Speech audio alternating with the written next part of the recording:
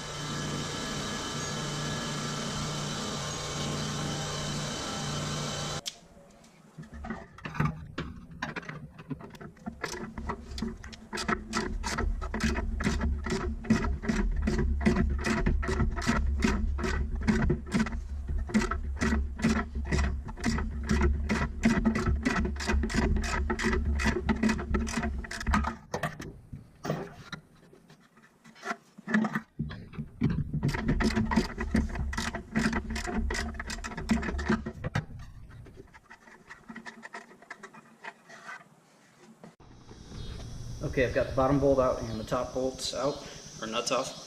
So now I'm going to stand on the lugs and swing down the control arm enough to get the top out.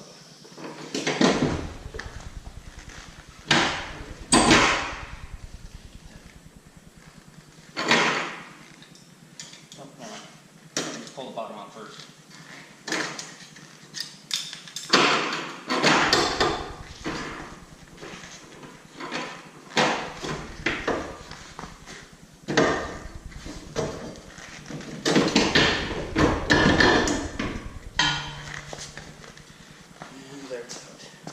For size comparison, here's how the feel is compared to the factory.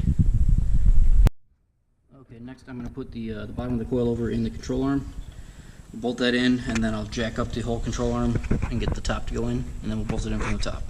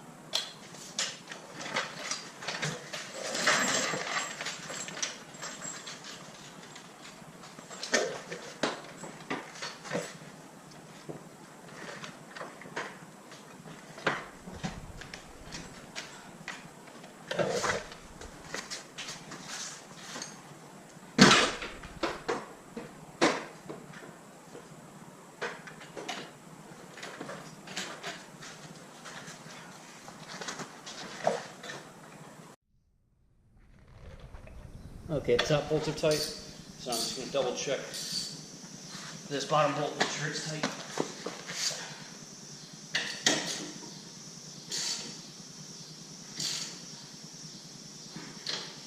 Alright.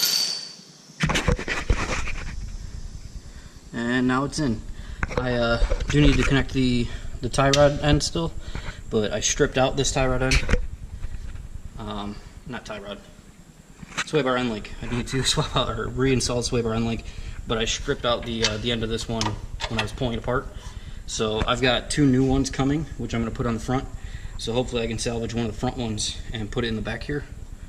But I'm just going to leave that loose until I do the fronts, which I haven't done yet. So now I've got the rear on this side hooked up, and I already did this rear earlier, which you can't really see.